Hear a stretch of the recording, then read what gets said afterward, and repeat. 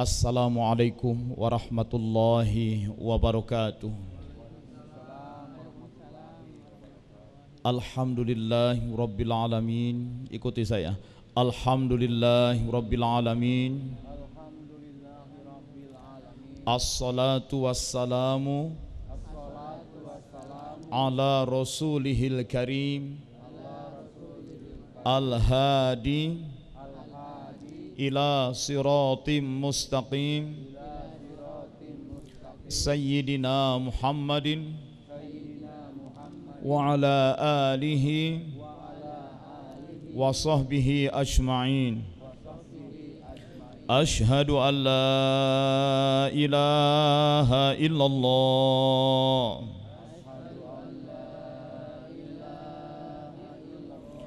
wahdahu la syarika lah wa ashhadu anna Muhammadan abduhu wa rasuluh la nabiyya ba'dah. Allahumma salli wa sallim wa barik alaihi. Usikum ibadallah wa iyaya bitaqwallah. Bismillahirrahmanirrahim. Allahumma aftah li bifutuhil arifin. Allahumma aftah li bifutuhil arifin. Allahumma aftah li bifutuhil arifin. Walhamdulillahi rabbil alamin. Ila hadratin nabil mustafa Muhammadin sallallahu alaihi wasallam wa ala alihi wa sahbihi wa azwaji wa zuriyati wa ahli baiti ajma'in. Asyhadu lillahi lahumul Fatiha. A'udzu billahi minasy syaithanir rajim. Bismillahirrahmanirrahim. Alhamdulillahi rabbil alamin arrahmanir rahim maliki yaumiddin. Iyyaka na'budu wa iyyaka nasta'in. Ihdinas siratal mustaqim. Siratal ladzina an'amta 'alaihim ghairil maghdubi 'alaihim waladdallin. Amin. Astaghfirullahal ghafurur rahim. Astaghfirullahal ghafurur rahim. Astaghfirullahal ghafurur rahim. Allahumma salli ala sayyidina Muhammadin wa ala alihi wa sahbihi wa sallim. Allahumma salli ala sayyidina Muhammadin wa ala alihi wa sahbihi wa sallim.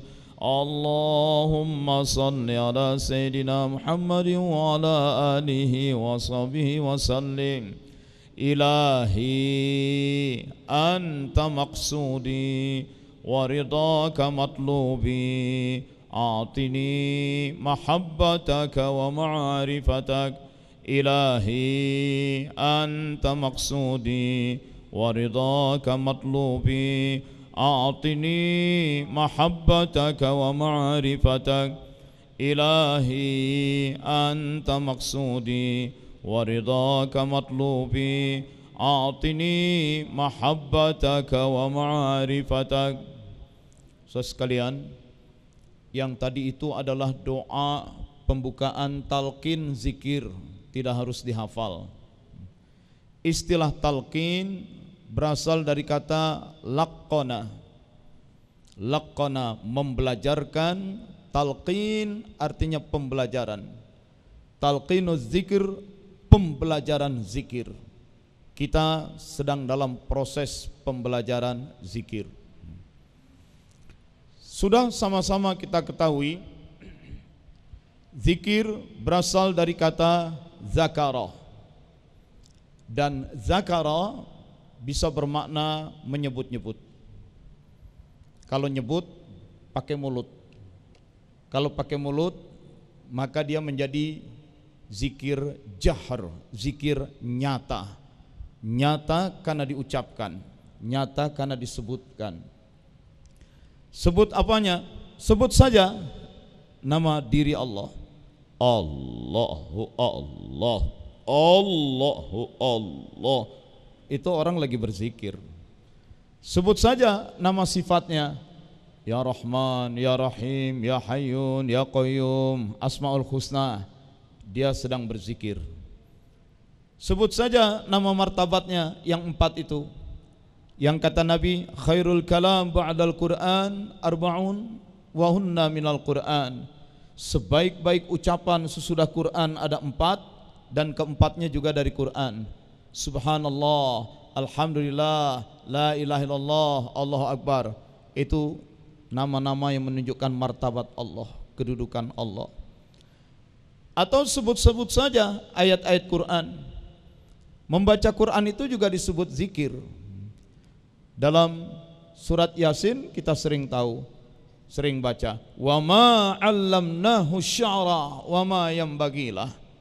Dan bukanlah yang kami ajarkan kepada Muhammad itu syair-syair, dan dia Muhammad tidak memerlukan syair, kata Allah. In huwa illa dzikrun wa Qur'anun mubin. Sesungguhnya yang kami ajarkan itu adalah zikir sekaligus bacaan yang nyata. Jadi membaca Quran pun zikir, ya.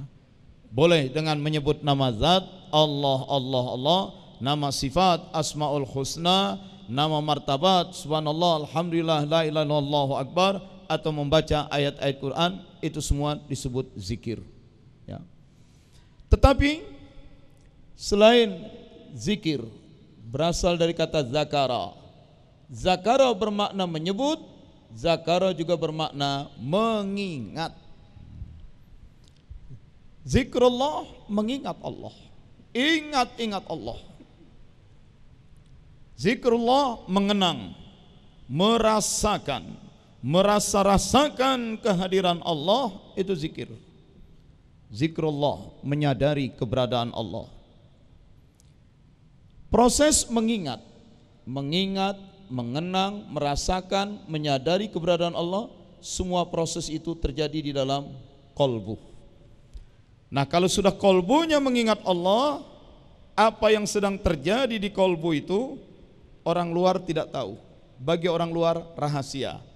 Maka zikir dengan kolbu disebut zikir sirri. Sir artinya rahasia. Biasanya bapak-bapak taunya cuma nikah sirri. Tahu-tahu sekarang ada juga zikir sirri, ya. Zikir sirri disebut juga zikir khafi. Khafi tersamar, sirri rahasia. Karena yang berzikir kolbunya. Kalau zikir dengan mulut disebut zikir jahar, zikir nyata.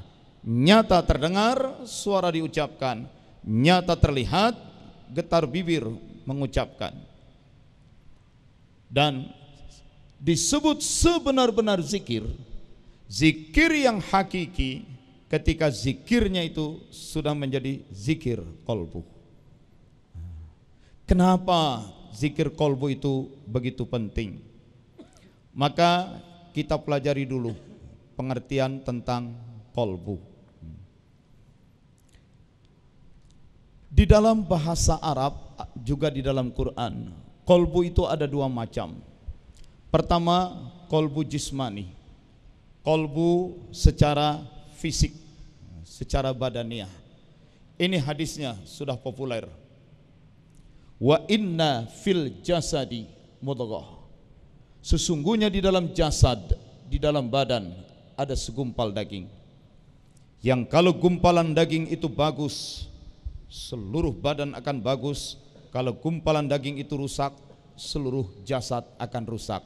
Ala wahyal qalbu. Gumpalan daging itu disebut qalbu.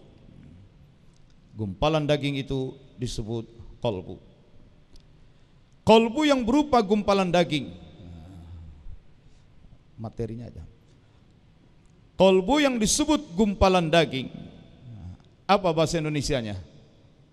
Qalbu gumpalan daging. Ya, di Indonesia orang banyak menyebutnya hati, ya. Tapi sebenarnya bukan itu artinya. Mana hati? Hati itu liver. Lihat gambar anatomi ini. inilah hati. Hati itu di sebelah kanan kita, persis di belakang tulang iga ini. Tugasnya darah dari jantung oleh hati disaring, difilter. Virus, kuman, penyakit-penyakit, zat-zat partikel bebas itu ditahan oleh hati, liver. Hati saringan terhadap darah. Itu hati bahasa Arabnya adalah kibdun. Kaf, ba, dal, kibdun atau muannasnya kibdatun. Jadi yang selama ini menerjemahkan kolbu hati keliru. Karena hati dalam bahasa Arab bukan kolbun, kibdun. Dan itu di seluruh negara Arab. Mulai dari Maroko, Tunisia, Aljazair, Niger, Nigeria, Libya, Sudan, Somalia, Mesir, Ethiopia, Saudi Arabia, Yaman, Oman, Bahrain, Qatar, Uni Emirat Arab, Kuwait, Palestina, Jordania, Syria, Lebanon, Irak. Semua negara-negara Arab itu tahu hati di kanan bahasa Arabnya kibdun. Jadi apa kalau begitu kolbun? Kolbun hiya adun adali, organ tubuh manusia yang banyak mengandung otot, karena dia tidak boleh berhenti bergerak. Dia harus terus mengisap dan memompa darah. Kolbu itu dalam bahasa Arab jantung, bukan hati, karena hati itu kibdun. Ad-doktor fil qalb, dokter jantung. Itu. Nah, ini kolbu secara fisik. Kolbu secara badaniah, lahiriah, secara jismani. Kolbu itu jantung, bukan hati. Hati di kanan, liver. Bahasa Arabnya kibdun. Tetapi ada kolbu yang kedua. Diri kita bukan badan yang hakiki. Jauh sebelum badan kita terbentuk sebagai janin di rahim ibu, sebelum ibu kita hamil, Allah sudah cipta kita di alam lahut sebagai makhluk ruhaniah. Pusatnya ruh juga disebut kolbu. Ketika kita yang ruhaniah, diri kita yang ruhaniah dihadirkan masuk ke dalam badan, pusatnya ruh adalah kolbu. Ini kolbu yang ruhaniah. Kolbu yang ruh itu bahasa Indonesianya jiwa, ya, kolbu yang spiritual, kolbu yang gaib, tidak ada wujud fisiknya.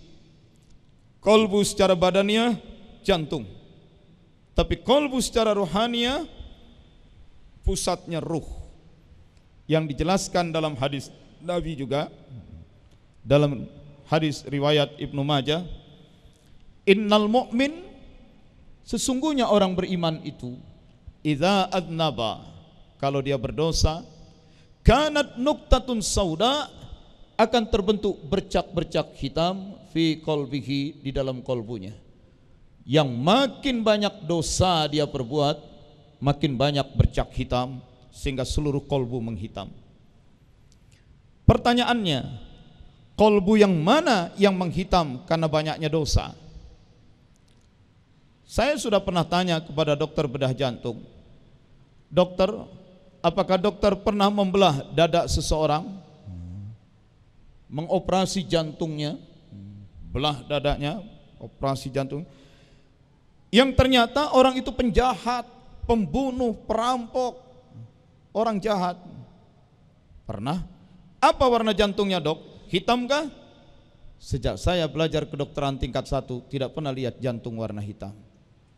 Jadi orang jahat sekalipun, kolbunya yang fisik itu, kolbu yang berupa badan, kolbu jantung, itu tidak hitam. Lalu bagaimana dengan hadis Nabi? Orang kalau berdosa, kolbunya hitam. Ini kolbu jenis kedua, kolbu yang rohani, yang bahasa Indonesianya hati nurani. Dan ini wujudnya rohaniah, bukan berupa benda.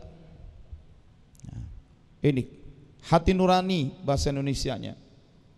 Orang suka malas nyebut hati saja.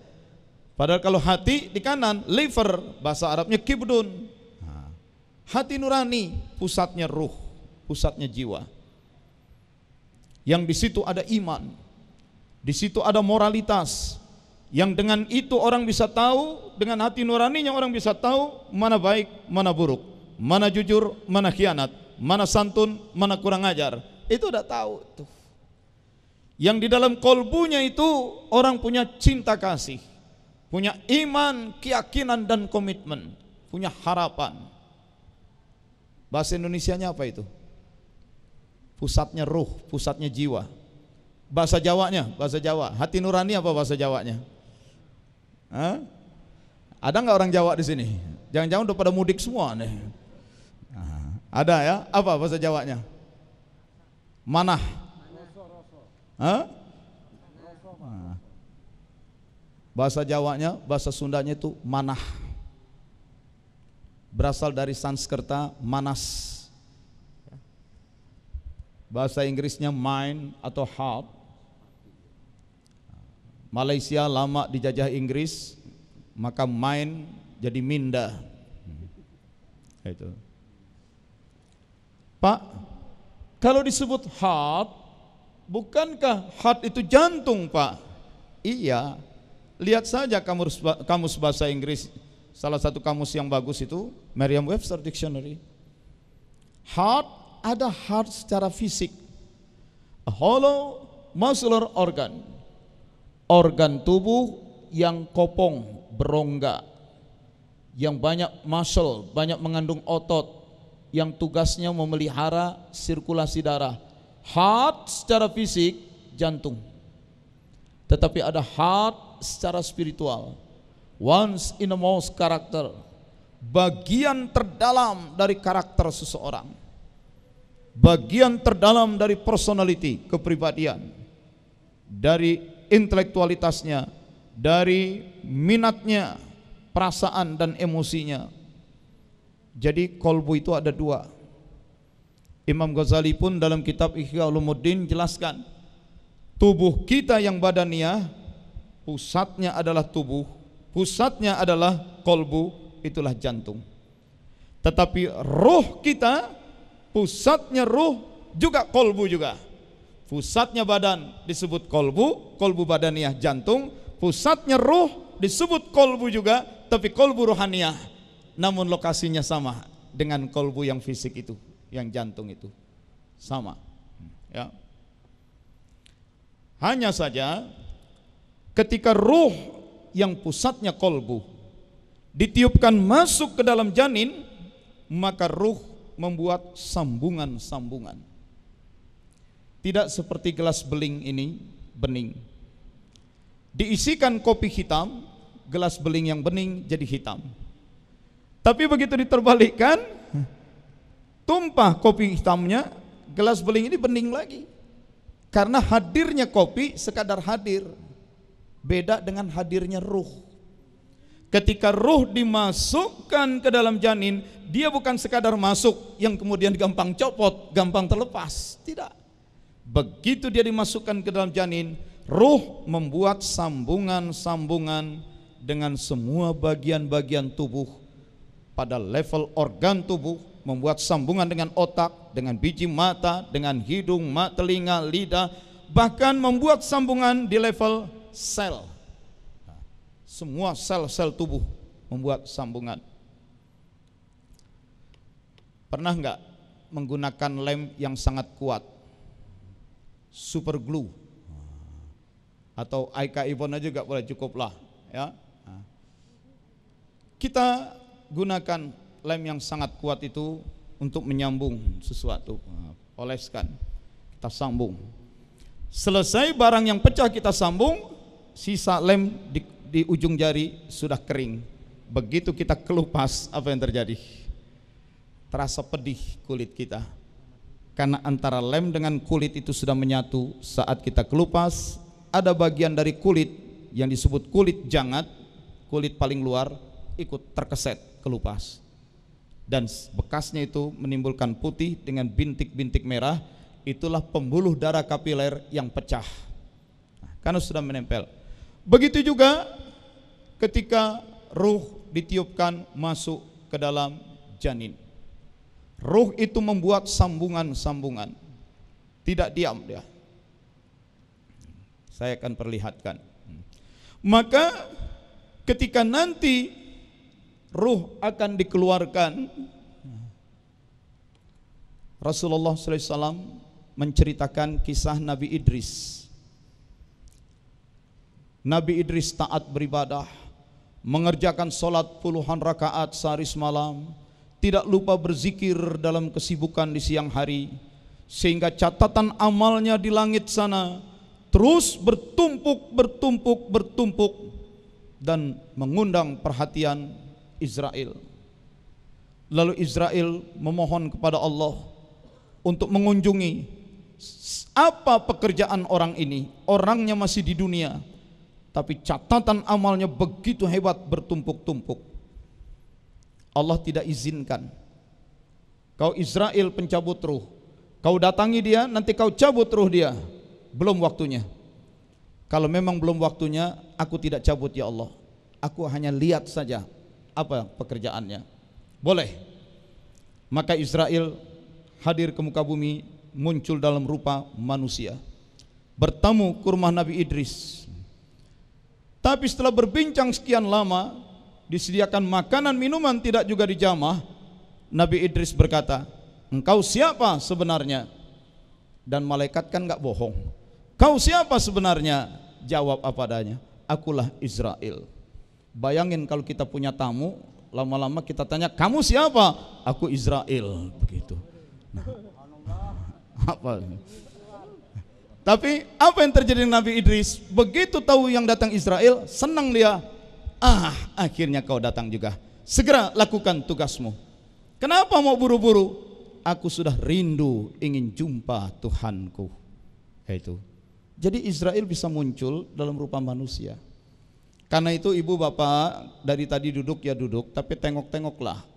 Yakinkan apakah teman sebelah itu emang betul manusia. Itu. Ya. Jangan-jangan nyamar tuh, dia udah mulai mepet-mepet kita. Itu. Ya, makanya jangan ngantuk. Tahu-tahu ngantuk dibetot gimana?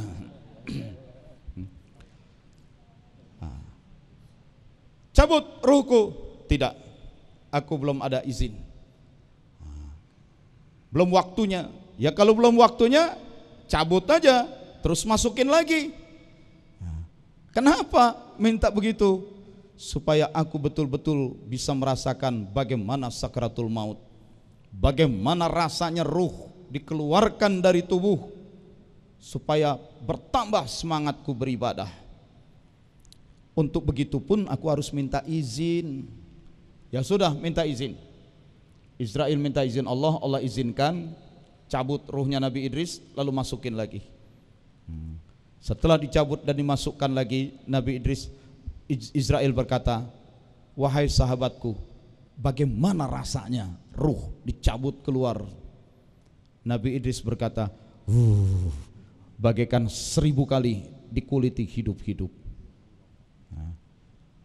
Jadi sama ketika Aika Ibon atau lem super glue yang sudah mengering kita kelupas, begitulah ruh saat dicabut, dia harus memutus sambungan-sambungan dengan semua bagian tubuh.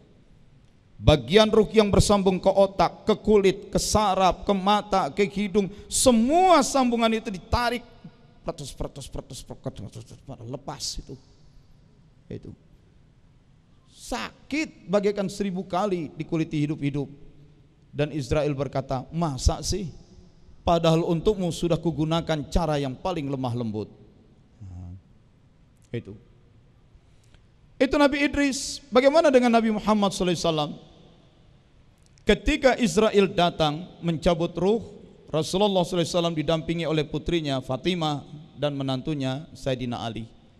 Ketika Israel mulai mencabut ruh dari ubun-ubun Nabi, terlihat kaki Nabi bergetar. Fatimah bertanya, wahai ayah, bagaimana rasanya sakratul maut? Nabi berkata, sakitnya bagaikan 300 kali dipenggal pedang. Pernah enggak Bapak Ibu sedang mengiris sesuatu yang teriris justru tangan? Ces, pedih, nyeri, panas, itu baru sedikit. Bagaimana kalau itu tebas, des, dan 300 kali lipatnya. Saya juga belum pernah sih ngerasain itu. Cuma karena ini hadis Nabi, gimana kita kagak percaya sama Nabi kan? Itu. Jadi rupanya begitu ya. Tapi kita sering terkecoh. Banyak orang yang orang tuanya komat, terkulai lemas tanpa daya, dengan selang infus, selang oksigen, macam-macam, berbulan-bulan tanpa daya, terus mati, terus dikubur, besoknya pasang iklan di koran, telah meninggal dunia dengan tenang. Siapa tahu yang tenangnya itu? Karena yang merasakan sakit bukan tubuh, ruh. Begitu ruh ditarik keluar, sakit. Itu sakit.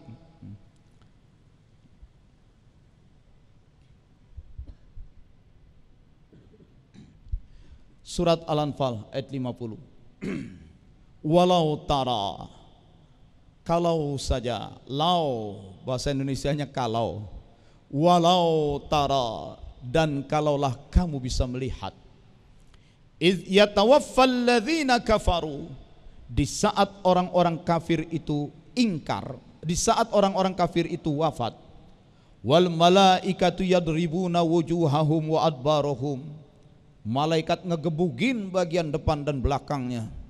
Yang digebukin bukan tubuh, ruh. Bak, bak, bak, bak.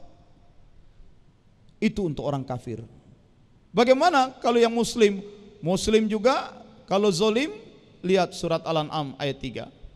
Walau tara, kalaulah kamu bisa melihat, idz zalimuna fi ghamratil maut, ketika orang-orang zolim berada dalam himpitan kemautan, himpitan kematian, wal malaikatu basitu aydihim, dan malaikat menghantamkan tangan-tangan mereka sambil berkata, akhriju anfusakum, keluarkan dirimu, keluarkan dirimu. Diri yang dimaksud adalah diri yang rohaniah, bukan badannya. Pantaslah Nabi selalu mengajarkan kepada kita doa, Allahumma hawwin alaina fi sakaratil maut, Allahumma hawwin alaina fi sakaratil maut, Allahumma hawwin alaina fi sakaratil maut.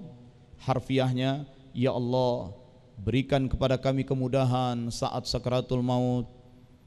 Tapi saya mengubah artinya digubah sedikit. Ya Allah, karena mati adalah sesuatu yang pasti, bila saatnya tiba engkau memanggil kami, berikanlah kepada kami kematian yang mudah dan indah. Berikan kepada kami kematian yang mudah dan indah. Jauhkan kami dari kematian yang menyusahkan dan menghinakan. Kematian yang menyusahkan dan menghinakan, na'udzubillah min dzalik. Seorang ustadz sedang ceramah di Pakistan. Pengajian itu direkam dengan video. Ini saya ngeri-ngeri juga nih, lagi ceramah direkam pakai video nih. Perhatikan dahi dan biji mata si ustadz.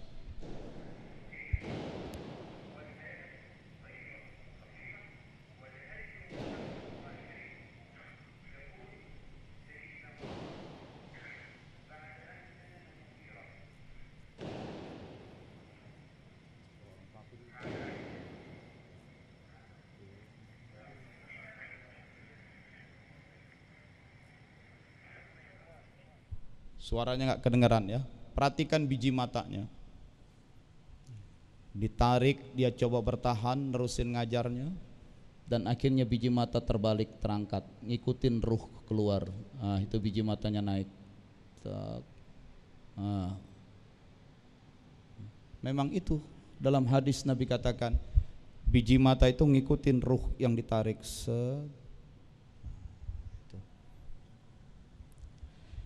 Ya Allah, di malam-malam akhir Ramadan ini kami beriktikaf, sungguh dengan segala kesadaran dan keyakinan bahwa kami memang pasti akan kembali menghadap-Mu ya Allah, bahwa dunia ini memang fana, bahwa dunia ini tidak akan selamanya kami tinggali. Cepat atau lambat kami akan kembali menghadap-Mu ya Allah. Maka di malam-malam iktikaf ini kami memohon, ridholah kiranya Engkau terhadap kami ya Allah. Ridholah Engkau atas apapun yang kami perbuat di muka bumi ini. Dan bila saatnya tiba Engkau memanggil kami, berikanlah kepada kami kematian yang mudah dan indah. Dimanapun, kapanpun ya Allah, berikan kepada kami kematian yang mudah dan indah. Jauhkan kami dari kematian yang menyusahkan dan menghinakan. Amin, amin ya rabbal alamin. Kita tidak tahu bagaimana proses kematian yang mengerikan itu.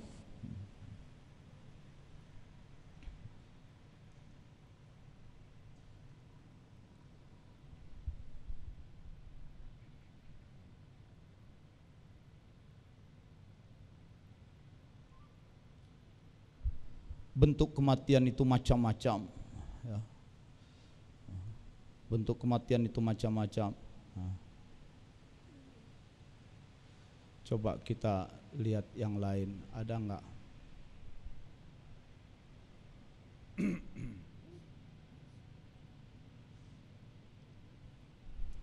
Ketika datang tsunami, bus, itu air setinggi 60 meter, jalan menggulung, semua orang tergulung, dan sampai 3 kilometer dari pantai hancur rata semua. Ketika air kemudian surut lagi, mayat-mayat sudah bergelimpangan di mana-mana. Kalau yang di bagian awal itu mayatnya didorong sampai kecepatan air itu melambat, maka itu mayat dengan lumpur, dengan kusen, dengan puing-puing rumah jadi satu. Air masuk lagi ke laut, mayat yang ada di sebelah sini dibawa ke laut. Itu. Nah, tinggal yang sisa itu yang tertimbun, puing-puing kayu, puing-puing rumah.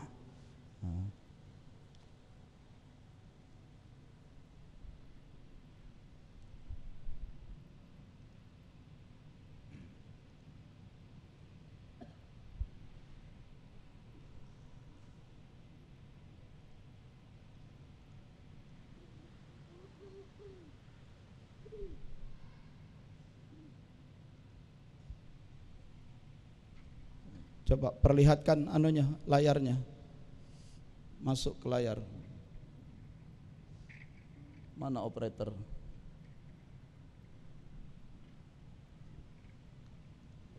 Jangan di kamera, jangan di kamera.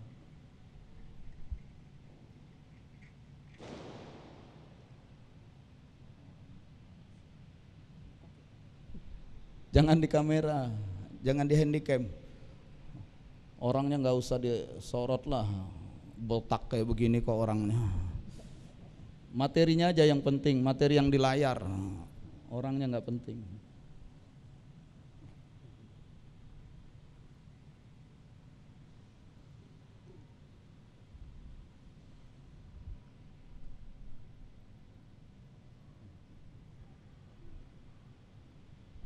Nah, sudah ke layar aja, nggak usah, orangnya nggak usah dimunculkan.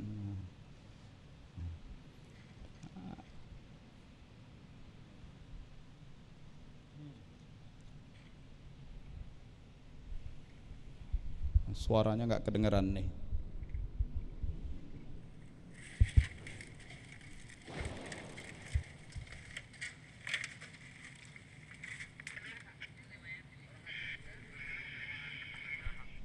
Ini mayat yang sudah tertimbun puing-puing kayu, kemudian terjadi kebakaran. Setelah sekian lama, puing-puing kayu yang sudah kering itu terbakar. Ada yang ngangkat salah pegang, pegang cuma giginya, copot giginya, rahangnya jatuh lagi.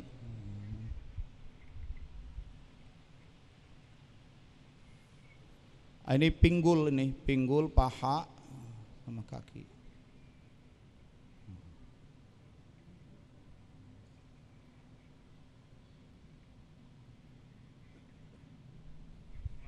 Sekian lama, kemudian di wilayah ini terjadi kebakaran. Ini lengan tangan ini, lengan.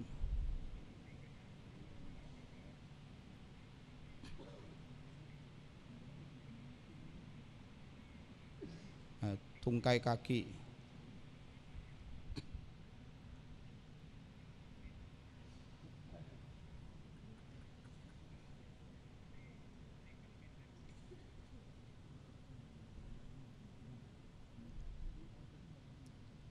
Kita lihat lagi. Mana lagi?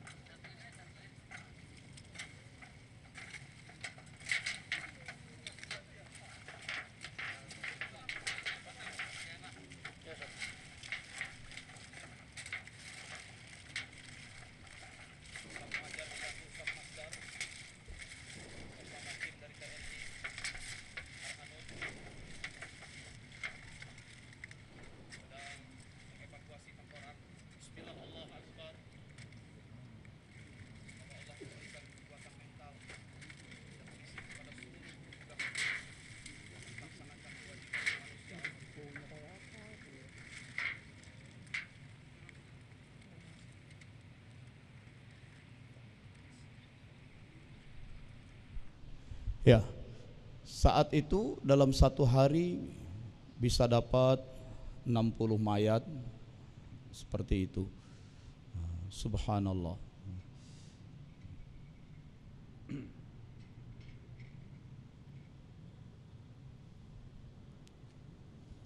Coba kita cek lagi yang lain. Masih ada enggak foto-foto?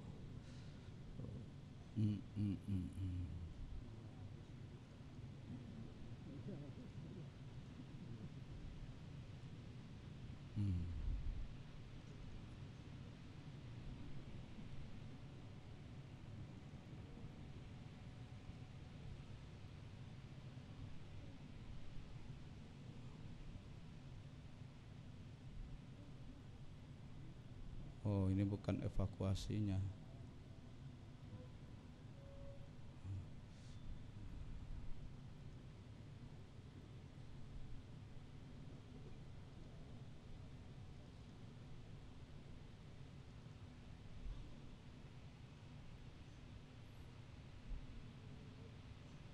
Nah, ini mobil-mobil sisa tsunami dulu. Ah, ini potongan mayat. Ini yang sudah dimasukkan di tempat keranjang sampah. Ini udah kering ini, dilapisin lumpur dari dasar laut. Itu kayak ikan asin, kering.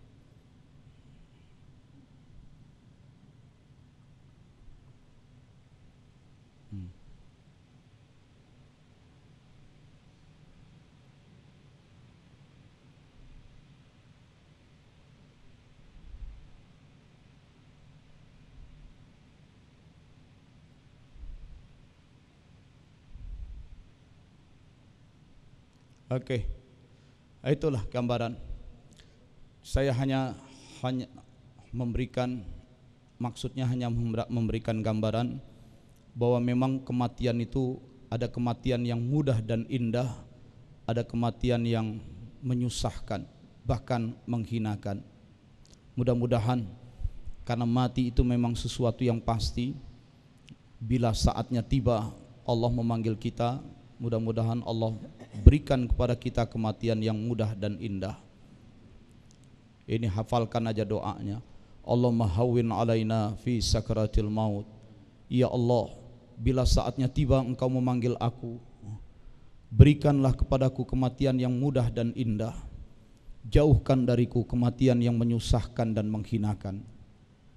Rasulullah SAW lebih banyak mengajarkan doa ini. Tapi kita lebih banyak berdoa, ya Allah panjangkan umurku.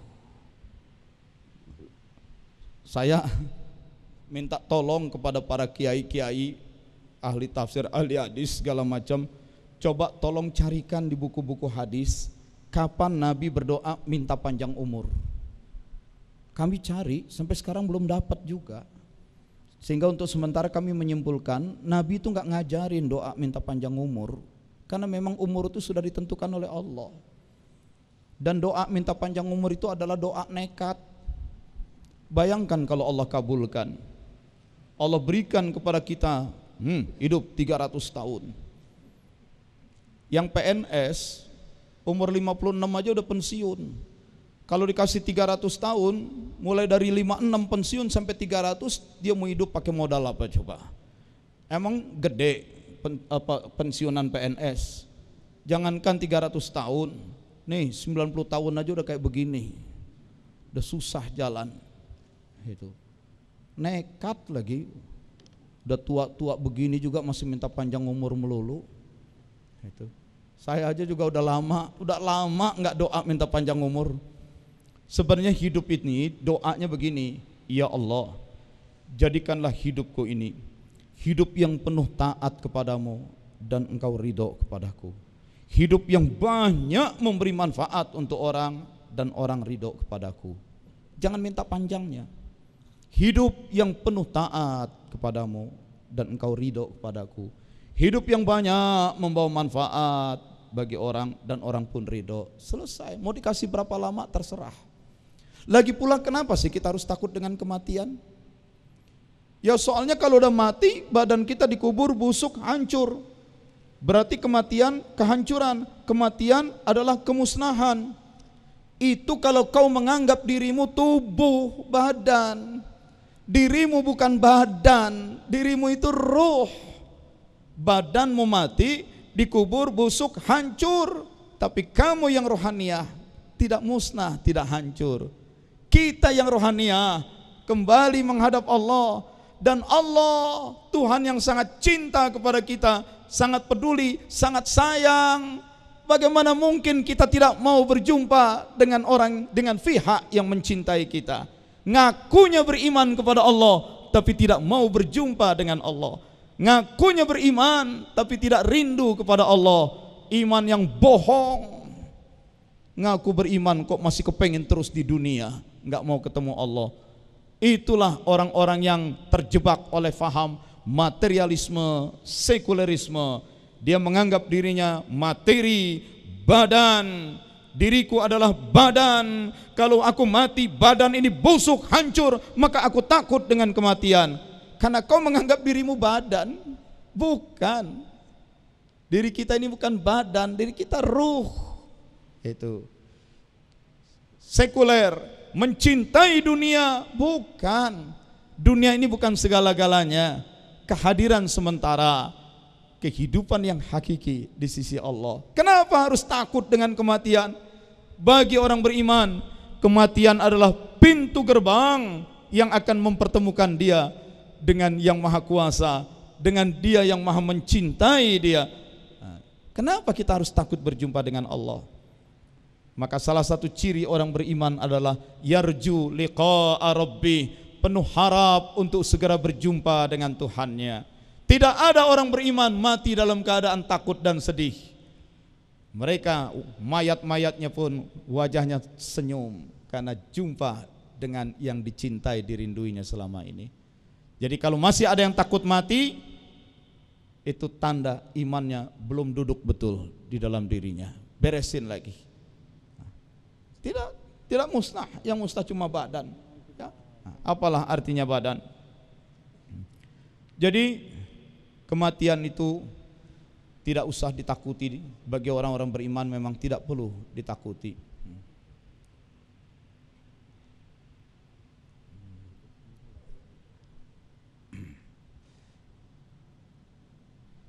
Oke, cukuplah itu tentang kematian. Kembali kita ke jalur pengajian kita yang awal. Kita sedang membahas tentang kolbu. Jadi sekalian, kolbu itu ada dua macam. Ada kolbu fisik, dan itulah jantung, ya, jantung. Dan ada kolbu yang kedua, itulah pusatnya ruh. Yang diri kita yang ruh ini, kita yang rohaniah dihadirkan di dalam tubuh. Pusatnya adalah kolbu. Dan nanti kalau kita badannya mati, ruh kita dikeluarkan menghadap Allah dengan membawa kolbu. Nah, yang penting kolbu yang rohani ini, kolbu rohani ini. Sebab di dalam surat Al-Anfal ayat 24 dikatakan, wa'lamu annallaha yahulu bainal mar'i wa qalbih. Ketahuilah bahwa sesungguhnya Allah berinteraksi, berhubungan, berkomunikasi dengan manusia melalui kolbunya. Bersihkan selalu kolbu dengan zikrullah. Karena itu zikir jangan sampai berhenti di mulut, sekadar nyebut-nyebut. Zikir yang dari mulut tembuskan ke kolbu. Di mana kolbu? Arahkan aja ke jantung. Illallah, la ilaha illallah, la ilaha illallah, la ilaha illallah, la ilaha illallah, la ilaha illallah, la ilaha illallah. Mulut diam karena dia tertidur. Tapi apa kata Nabi? Inna ainaini tatamani, dua mataku memang tidur. Wa qalbi la yanam, tapi kolbuku tidak pernah tidur. Itu yang akan kita latihkan malam ini. Biarlah sebentar lagi mata tertidur, kepala terkulai, tapi yang di sini kalau bisa jangan pernah tidur. Kenapa? Karena kolbunya terus hidup dalam zikir. Wa idza dzukirallah wajilat qulubuhum, ciri orang beriman apabila dizikirkan akan Allah, wajilat, bergetarlah kolbunya, karena selalu tumbuh keingatan yang kuat kepada Allah. Selalu muncul getaran mahabbah, cinta, ishkun, rindu, khauf, selalu ada rasa takut, raja, penuh harap, tawakul, pasrah, ingat, pasrah. Dan itulah kolbu hamba yang sedang berusaha mendekat ke Allah. Allahu nurus samawati wal ard. Allah adalah nur, Allah adalah cahaya langit dan bumi. Maka Allah pun akan memancarkan cahayanya kepada kolbu hamba yang sudah betul merindui Allah. Nih yang kita bangun. Sekalian, banyak orang dalam hidup di muka bumi menganggap diriku adalah badanku ini, dan badanku ini badan yang kuat dan sehat. Maka orang itu dalam menghadapi hidup, dalam menjalani hidup di muka bumi, mereka merasa akan mampu menyelesaikan problemnya dengan kekuatan dirinya saja. Dia seakan tidak perlu yang lain. Tidak, kita adalah makhluk rohaniah yang diutus dari sisi Allah. Kita makhluk rohaniah, pusatnya ruh kita adalah kolbu, sekarang sedang hadir di dalam tubuh. Dan ruh kita bukanlah ruh yang ujuk-ujuk muncul begitu saja. Ruh kita adalah ruh yang dari Allah. Dan kita jalin hubungan, kolbu kita connect terus kepada Allah. Sehingga setiap saat Allah yang ada, yang wujud tapi juga mawujud, selalu mau mengadakan. Allah itu hidup dan selalu menghidupkan. Allah itu cerdas dan selalu mencerdaskan. Allah itu berkehendak dan menghendakkan. Allah itu maha kuasa dan menguasakan, memampukan. Nah, kalau ini terjadi, kolbunya terus connect ke Allah, maka nanti akan terpancar akhlak-akhlak. Ya, ini ada tulisan Telkomnya, karena ini kutipan dari materi pelatihan untuk para manajer Telkom. Bayangkan 1.800 manajer-manajer Telkom itu dilatihkan zikir. Aneh ya, Telkom itu kan perusahaan IT, perusahaan komersial, perusahaan untuk cari untung. Kenapa jadi belajar zikir? Kok perusahaan belajar zikir? Karena mereka semakin sadar, biar manajer, biar direktur kayak apa, tetap manusia juga. Dan manusia itu dalam hidupnya, dalam bekerjanya memerlukan dia. Tidak mungkin dia ditinggal. Tidak mungkin Allah hanya ada di masjid, keluar dari masjid kerja nggak bawa Allah lagi. Kalau itu yang terjadi, sengsara hidup. Maka mereka melibatkan Allah dalam kerjanya. Dan itu terjadi. Ya, itu terjadi kalau proses kolbu kita bersambung ke Allah itu dibantu, dibimbing oleh para ulama, oleh para waliullah, disambungkan. Nah, kitanya berusaha nyambung juga, tetapi keberadaan Rasulullah, keberadaan ulama dan para waliullah itu membantu kita. Itu. Kenapa seperti itu? Kenapa kita memerlukan adanya ulama-ulama membimbing kita? Nah, sekarang kita pelajari dulu surat Al-Baqarah ayat 151. Allah mengutus Rasul, tugasnya 3. Yatslu alaikum ayatina, membacakan kepadamu ayat-ayat kami, tilawah, membacakan. Wa yuzakkikum, tazkiyah, mensucikan. Wa yu'allimukum, ta'lim, mengajarkan.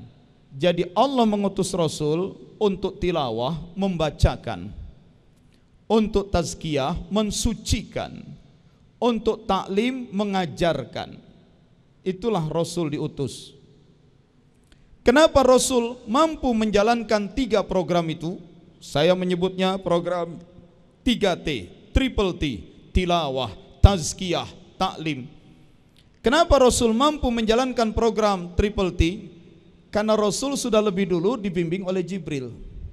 Jibril melakukan tilawah kepada Rasul. Jibril melakukan tazkiyah, pensucian kepada Rasul. Jibril melakukan ta'lim kepada Rasulullah Muhammad SAW. Dan Jibril dapat lagi dari Allah. Jadi apa yang dari Allah kepada Jibril, Jibril disampaikan kepada Nabi Muhammad SAW.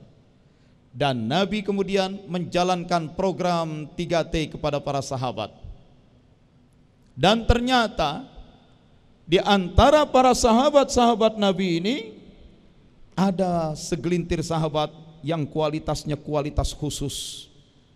Apapun yang diajarkan, dilatihkan oleh Nabi, diikuti dengan taat dan disiplin, sehingga nanti kualitas para sahabat itu kualitasnya mendekati kualitas Nabi, keimanannya mendekati keimanan Nabi, akhlaknya mendekati akhlak Nabi, kegemaran ibadahnya, kedermawanannya, keikhlasannya.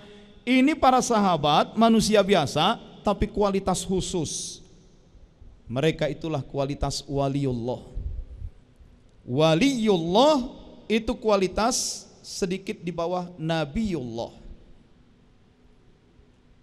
Orang-orang seperti Abu Bakar As-Siddiq, Utsman bin Affan, Umar bin Khattab, Abu Dzar Al-Ghifari, ya, kemudian Salman Al-Farisi, Bilal bin Rabah, itu manusia biasa, tapi mereka kualitasnya khusus karena betul-betul disiplin mengikuti apa yang Rasul ajarkan. Mereka di mata Allah adalah waliullah. Apa itu waliullah? Kekasih Allah. Kedudukan rohani, maqam rohani sedikit di bawah Nabiullah. Mereka bukan nabi, mereka manusia biasa. Dan mereka pun disebut juga ulama, karena Nabi mengajarkan, mentaklimkan ilmu-ilmu agama dan mereka mendalami, maka mereka menjadi ulama. Ulama itu jamak dari alim. Alim itu satu.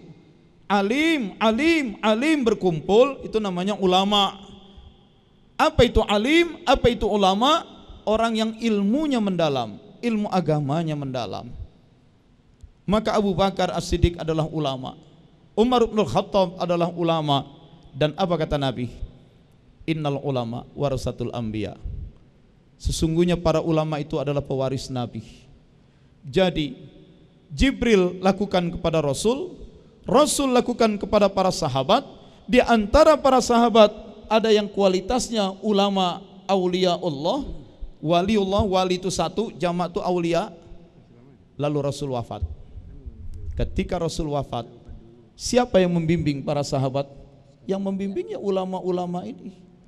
Datanglah generasi berikutnya, generasi tabi'in, dibimbing lagi, dibina lagi. Ternyata dari tabi'in muncul lagi segelintir orang yang kualitasnya khusus. Mereka pun menjadi ulama aulia Allah juga. Lalu para sahabat wafat seluruhnya. Tugas dilanjutkan oleh tabi'in, ulama aulia Allah tabi'in, dan mereka bimbing sampailah di umat zaman sekarang. Di antara umat Nabi Muhammad SAW zaman sekarang ini, jangan katakan kualitas umat Nabi Muhammad ini sama semuanya. Tidak. Ada segelintir orang di antara kita yang mereka di mata Allah kualitasnya ulama waliullah. Mereka jadi ulama waliullah karena dibimbing oleh ulama waliullah generasi sebelumnya, yang dibimbing oleh ulama generasi sebelumnya, yang dibimbing oleh sebelumnya nyambung ke Rasulullah. Itulah mereka para ulama yang musalsal. Apa itu musalsal? Musalsal itu bersilsilah. Bukan silsilah badan, tapi silsilah keguruan. Ini gurunya si Anu, ini gurunya si Anu, ini dibimbing oleh si Anu. Bukan semata-mata silsilah keturunan Nabi, bukan. Tetapi silsilah dalam arti guru pembimbing. Dan itu sampai ke Rasulullah. Dan ulama-ulama seperti itu kalau ditanya bisa menjawab. Ilmu kamu ini dapatnya dari mana? Dari si Anu, guru saya. Guru kamu itu dapatnya dari siapa? Dari gurunya lagi. Waktu beliau belajar di Mekah dulu. Siapa nama gurunya? Si Anu, tinggal di Jabal Abi Kubais. Nah, gurunya itu belajar dari mana lagi? Dari gurunya lagi, disebutin, nyampe ke Rasulullah itu. Jadi ilmunya itu ilmu yang nyambung dari Rasulullah. Bukan ilmu yang baru dicomot kemarin dari internet. Itu. Bukan, ini ilmu yang nyambung. Itu. Ya. Nah, saudara sekalian, jadi sebenarnya Allah itu sayang pada manusia. Supaya manusia tidak celaka, maka ke tengah-tengah manusia itu Allah utus para rasul. Yang terakhir adalah Rasul Muhammad SAW untuk jadi pembimbing, untuk menjadi pendidik, untuk menjadi model, uswah, menjadi qudwah, menjadi pemimpin. Dan Rasulullah itu, kepada Rasul dibekali Quran, kitabullah. Maka Rasulullah yang mengajarkan kitabullah ini. Rasul mengajarkan kitabullah kepada orang-orang ini. Mana-mana dari kitabullah itu yang kurang jelas rinciannya, Rasul merincinya dengan sunnah Rasul. Lalu Rasul wafat. Tapi jangan lupa, sebelum Rasul wafat, Rasul sudah menyiapkan kader. Itulah Abu Bakar As-Siddiq, Umar bin Al-Khattab, Abu Dzar Al-Ghifari. Kadernya itu para ulama, para aulia. Lalu Rasul wafat. Selama ini kita terlalu dijejali secara tidak seimbang. Taraktu fikum amrain. Kutinggalkan pada kalian dua hal. Sepanjang kalian berpegang pada dua hal itu, kalian tidak akan pernah sesat selama-lamanya. Apa yang ditinggalkan oleh Rasul? Apa yang ditinggalkan oleh Rasul? Kitab Allah wa sunnah Nabi. Cuma dua? Tidak. Rasul meninggalkan tiga. Kitab Allah, sunnah Rasul, dan para ulama. Hadisnya mana hadisnya? Jelas. Innal ulama warasatul anbiya. Sesungguhnya para nabi tidak meninggalkan dinar emas, tidak meninggalkan dirham perak. Nabi meninggalkan ilmu, dan ilmu itu dititipkan kepada para ulama. Jadi setelah Nabi wafat, ikuti ulama. Yang Nabi tinggalkan, yang sifatnya bukan manusia, dua, kitabullah sunnah Nabi. Tetapi juga Nabi tinggalkan satu lagi yang sifatnya kader. Itulah ulama aulia Allah. Kita selama ini terpaku cuma dua, tidak, tiga. Ya, tiga. Lalu kita ikuti para ulama itu. Ternyata ada persoalan-persoalan yang tidak jelas di kitabullah, tidak dirinci. Belum ada contohnya dari sunnah Rasul. Para ulama ini, orang-orang seperti Umar bin Khattab melakukan ijtihad. Hasil ijtihadnya bisa berupa fatwa. fatwa-fatwanya Umar itu harus kita ikuti. Mana contohnya fatwa Umar yang kita ikuti sekarang? Nabi di malam Ramadan keluar dari kamarnya ke masjid, karena masjid di sebelah kamar beliau. Nabi sholat, Nabi baca bacaan Quran dijaharkan dengan keras. Tetangganya para sahabat langsung ikut jadi makmum. Besok Nabi sholat, tetangga ikut lebih banyak lagi. Besok Nabi sholat, tetangga ikut lebih banyak lagi. Itulah sholat tarawih. Besoknya orang kumpul lebih banyak lagi, Nabi nggak keluar dari kamarnya. Sudah tengah malam Nabi baru keluar ke masjid. Ngapain kalian kumpul-kumpul di masjid rame-rame? Ingin sholat seperti yang kemarin. Aku sudah melakukannya sendirian di kamar. Ya kok gitu, sendirian aja nggak ngajak-ngajak? Sengaja. Sebab kalau aku terus melakukannya bersama kalian, aku khawatir kalian akan menganggap sholat tarawih ini wajib. Maka aku sendirian aja di rumah, di kamar. Artinya kamu nggak usah ikut, nggak apa-apa, nggak tarawih. Ya. Oh gitu ya. Sejak saat itulah Nabi tarawih sendirian di kamar sampai wafatnya. Dan sahabat Nabi sendirian tarawih, sholat sendiri itu di masjid, sendiri sholat sampai Nabi wafat. Sampai zamannya Abu Bakar As-Siddiq tarawih itu sendiri. Barulah di zaman Umar sebagai kepala negara, Umar mengeluarkan fatwa. Dulu Nabi kan melakukannya berjamaah, Nabi lakukan sendiri, khawatir orang menganggap itu wajib. Artinya kalau orang bisa diberikan pemahaman, ini bukan wajib loh, orang bisa paham ini tidak wajib, boleh dilakukan berjamaah. Maka begitu Nabi ke masjid lihat orang tarawih sendiri-sendiri, jangan lakukan sendiri-sendiri. Kamu yang bacaan Qurannya paling bagus, kamu jadi imam ya. Ayo yang lain bermakmum, silahkan sholat tarawih berjamaah lagi. Umar pulang, lo nggak tarawih Umar, sunnah. Itu. Besoknya Umar keluar lagi dari rumah bersama temannya. Dari kejauhan lihat di masjid orang tarawih berjamaah. Apa kata Umar? Ni'mal bid'ah hadza. Inilah bid'ah yang bagus. Nabi dulu menghentikannya sholat tarawih berjamaah, tapi aku suruh lagi sekarang sholat tarawih berjamaah. Nah, kalau mau dibilang bid'ah, inilah bid'ah yang bagus. Nah, sejak saat itulah orang tarawih berjamaah lagi sampai sekarang. Jadi kalau kita tarawih sekarang, ini kadang ngikutin fatwanya Umar. Karena Nabi itu sholat tarawihnya sendiri di kamar sudah itu. Ini karena Umar kita tarawih berjamaah itu. Dan Umar perintahkan 23 rakaat, 20 rakaat plus witir 3. Nanti Umar wafat, naik jadi kepala negara Sayyidina Ali. Banyak terjadi fitnah di antara umat Islam, terjadi peperangan. Ali perintahkan umat supaya lebih dekat lagi ke Allah.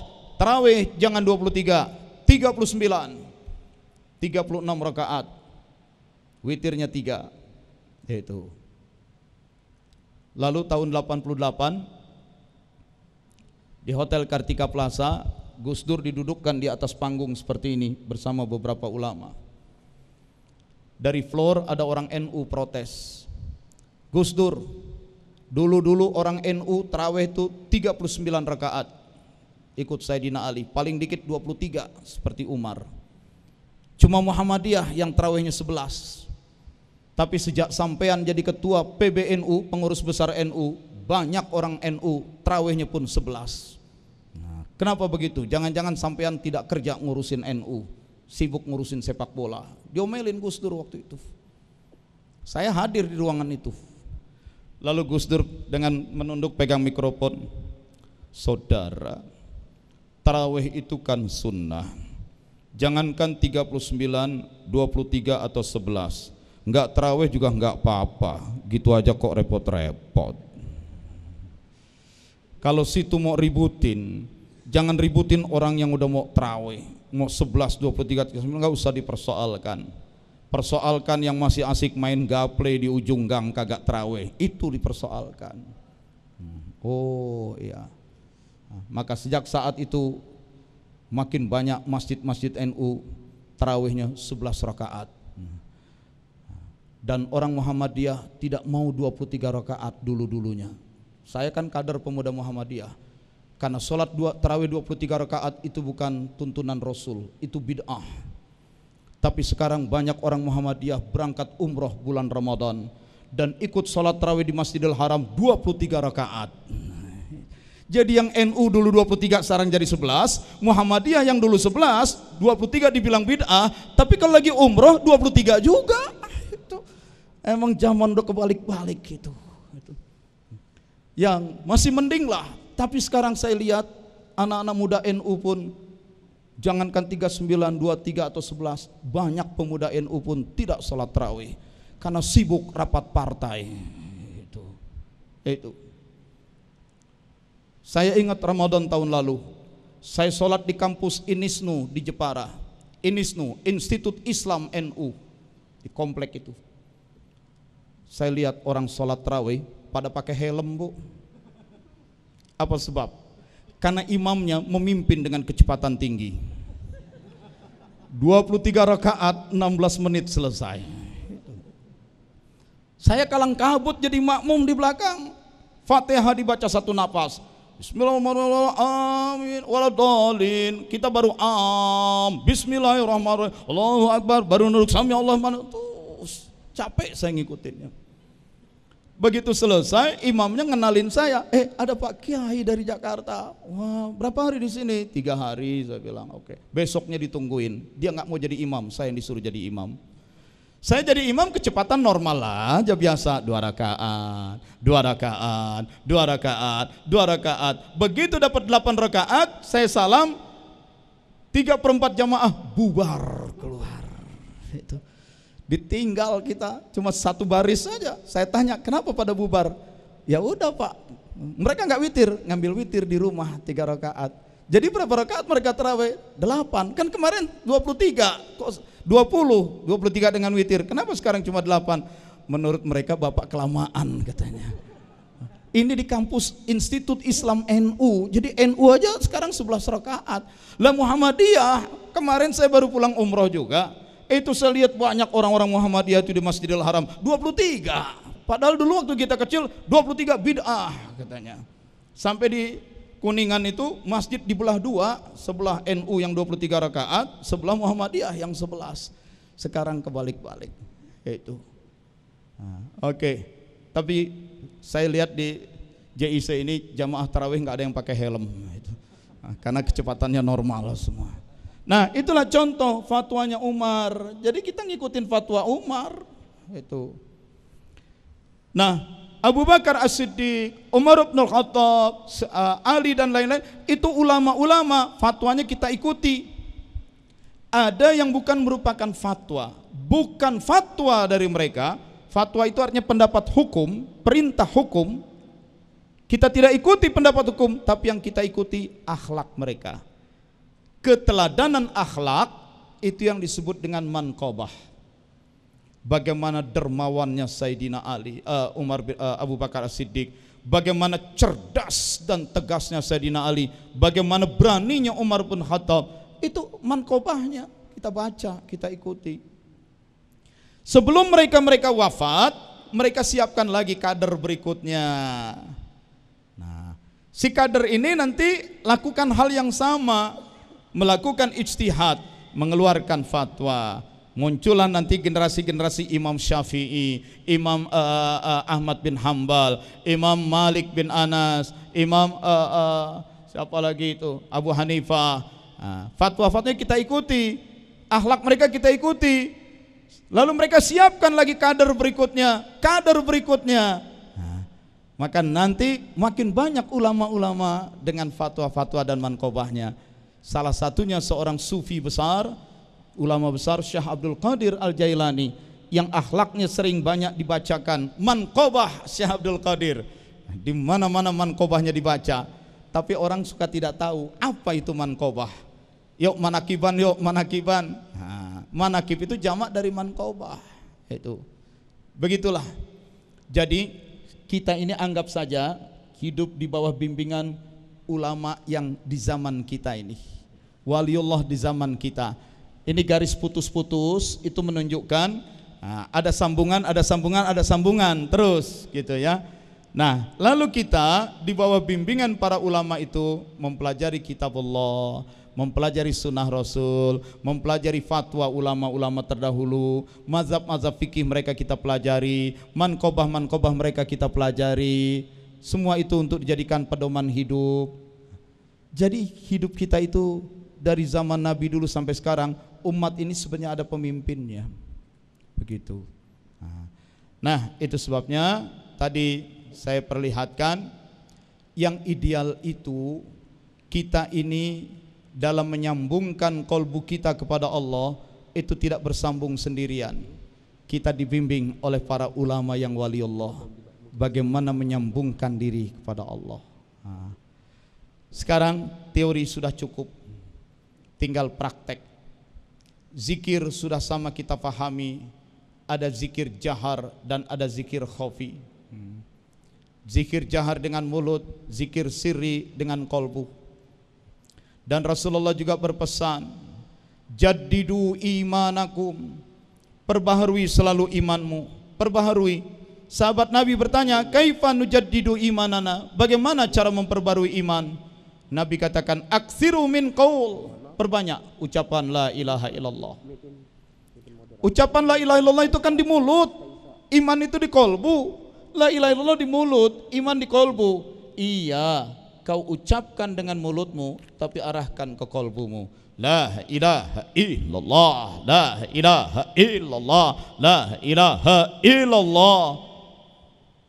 Kenapa la ilaha illallah? Ini hadisnya sahih. Ya, perbarui iman dengan memperbanyak ucapan la ilaha illallah. Ada hadis lain, ada afdalul zikri la ilaha illallah. Zikir yang paling top, tidak ada zikir lain yang lebih top, yang paling afdal, la ilaha illallah. Saya heran banyak orang suka mewiridkan berbagai macam hizib, tapi la ilaha illallah ditinggal. Ya, hizib ini, hizib itu, hizib ini supaya dagangan laku, hizib ini supaya jual tanah cepat laku, harga tinggi, hizib ini supaya bisa kawin lagi, tapi istri pertama diem aja nggak ngomel-ngomel. Ya, hizib ini supaya terpilih jadi anggota DPR. Tetapi la ilaha illallah sering diabaikan. Padahal belasan hadis menyebutkan yang paling utama itu la ilaha illallah. Kenapa la ilaha illallah banyak diabaikan? Saya juga heran. Itu. Tetapi susah. Membuat kolbu itu bersih, bersambung ke Allah itu susah. Kenapa? Karena ada setan. Lihat surat Al-A'raf, surat 7 ayat 17. Iblis, setan, summa la'atiyannahum min baini aydihim wa min khalfihim, sungguh aku akan selalu mendatangi manusia dari depan, dari belakang, wa an aimanihim, dari kanan, wa an syama'alihim, dari kiri.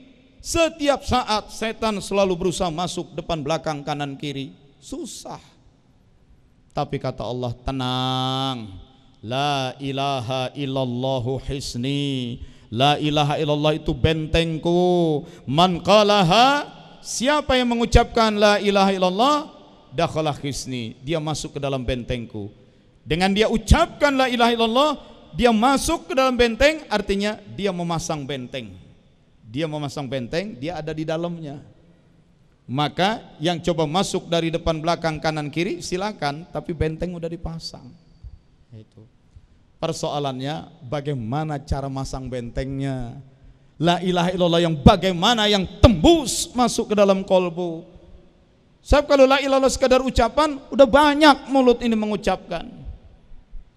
Lihat kalau lagi kendurian, tetangga yang meninggal dunia, zikir semua, la ilaha illallah, la ilaha illallah. Itu bukan zikir, itu ngegerendeng, itu menggerutu. Disebut zikir itu kalau dari mulut tembus ke kalbu. La ilaha illallah. Gimana Pak cara masukkannya? Gimana Pak dengan la ilaha illallah itu benteng terpasang?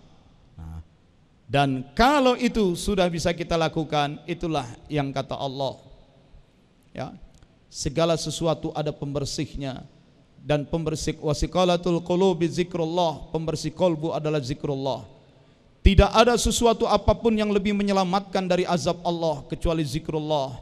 Ketika ditanya bagaimana dengan jihad fisabilillah, tidak. Meskipun kamu jihad ke sana kemari, perang begitu sungguh-sungguh sampai pedangmu patah, tetapi la ilaha illallah masih lebih hebat. Sebab bisa jadi orang itu berperang, katanya berjihad, tapi karena marah, bukan karena la ilaha illallah. Hancur nilai perangnya. Bisa jadi semangat dia berperang ke medan perang, tapi karena sombong. Nah, bisa. Tapi kalau sudah la ilaha illallah, itu puncaknya. Mau praktekkan ini? Ya, supaya jangan teori aja ya. Teori ceramah udah bosan. Praktek dan jadikan ini amalan. Selesai itikaf, terus amalkan sampai mati. Jadikan itu amalan kita. Syekh Ahmad As-Sirkhindi menjelaskan, dan juga diikuti oleh para ulama-ulama sufi yang lain. Saat mulut mengucapkan la, mulutnya mengucapkan, tapi perasaan dan kesadaranmu merasakan zikir itu masuk ke dalam tubuh. Dari perut bagian bawah, rasakan zikir itu masuk ke dalam tubuh, masuk ke dalam rohmu. Lalu rasakan zikir itu naik, membersihkan semua isi perutmu, semua ruh di bagian perut, naik ke rongga dada, naik terus ke kerongkongan, naik terus tembus ke otak sampai ke ubun-ubun. Rasakan itu, dan itu yang diamalkan oleh para ulama-ulama. Ya. Pejamkan mata, lihat saya dulu.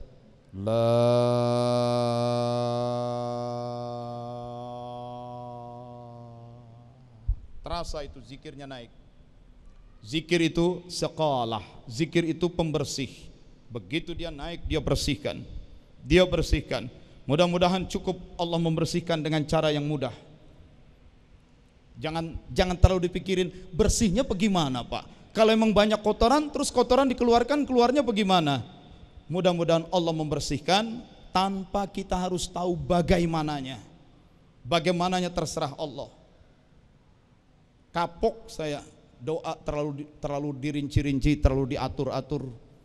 Tahun 98 di Arafah, beberapa menteri, wakil presiden, wukuf, saya pimpin doa. Doa saya terlalu prosedural, terlalu teknis, terlalu mengatur Allah. Nyesel saya. Salah satu doa, ya Allah, kalaulah di dalam tubuh kami ini ada kotoran-kotoran, ada hal-hal yang haram yang Engkau tidak suka berada di tubuh ini, keluarkan di sini juga ya Allah, supaya kami kembali ke Mekah, ke tanah air dalam keadaan bersih. Itu tanpa sadar doa seperti itu nantang. Itu satu maktab itu 10 kloter ya kira-kira, itu 3.000 orang. Kami 180 orang naik bus. Sudah naik di bus, macet berat menuju Musdalifah. Semua orang yang di maktab itu tenang-tenang saja, tapi rombongan kami semua mules, sakit perut semua. Itu.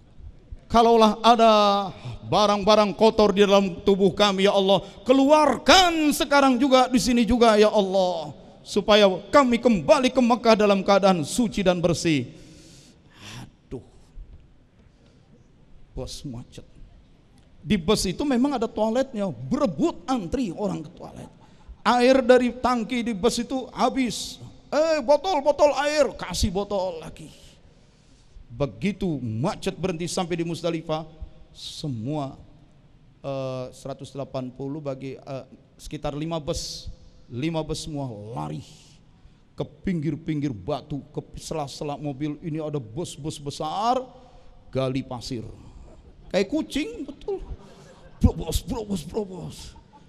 Yang rakyat biasa, yang bisnismen, yang menteri, yang mantan wapres, semua. Nah, udah selesai, air yang ada, maaf nih, air yang ada kan kita pakai buat bersih kan. Nah, Lalu bagaimana tuh barang? Kita timbun pakai pasir supaya orang jangan kejeblos. Sambil berdoa, karena teman kita masih banyak lagi yang nyari tempat. Jangan udah kita uruk dia gali lagi nanti, kan nggak tega gitu. Sambil kita uruk begitu, mudah-mudahan jangan ada yang gali ini. Kalau dia gali kasihan itu. Telepon, protes maktab. Jangan-jangan di maktab tadi siang tuh makanannya basi, sambalnya basi. Semua orang yang satu maktab 3.000 orang nggak ada keluhan, nggak ada masalah apa-apa. Makanan sama, rombongan kita aja. Nah, akhirnya setelah besok pagi semua bilang ini doa Pak Wafyudin katanya. Sejak saat itu saya tidak mau lagi doa terlalu merinci. Doa yang terlalu rinci, yang terlalu teknis, itu sama juga ngajarin Allah. Kapok. Ya Allah, bersihkan, sucikan, titik. Nggak usah pakai bagaimana caranya dan bagaimana. Aduh, itu. Kalau Allah mau bersihkan kan bersih begitu aja kan? Selesai, dosa diampuni, semua yang haram-haram hilang. Tapi karena kita ngatur, keluarkan di sini juga, sekarang juga. Ini. Oke. Jadi mari kita praktekkan. Zikirnya caranya begini. Matanya dipejamkan, mulut ucapkan, tapi rasakan zikir itu masuk ke dalam. Tak naik ke atas, biar dia membersihkan. La, arahkan dengan gerakan kepala. La,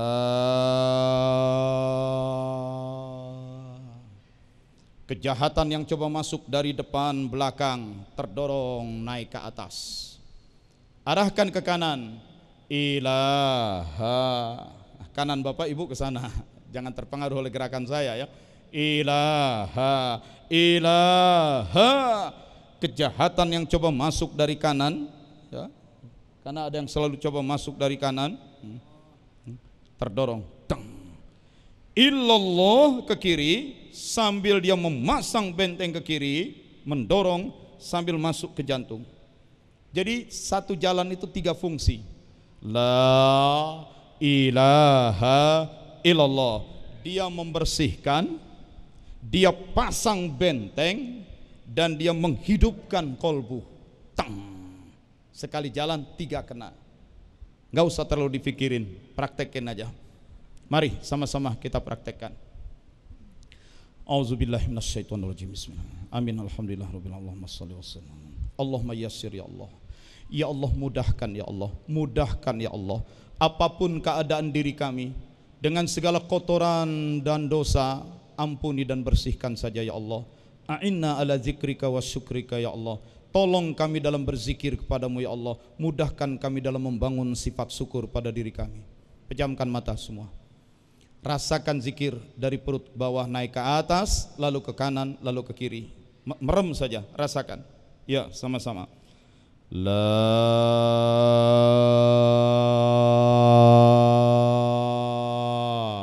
ilaha illallah. Bagus.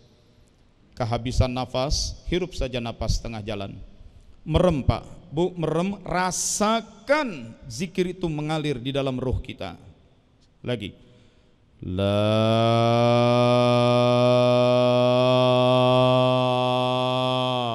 ilaha illallah.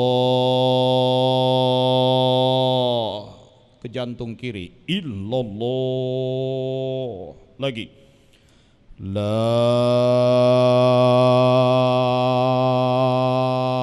ilaha illallah. Lagi. La ilaha illallah. La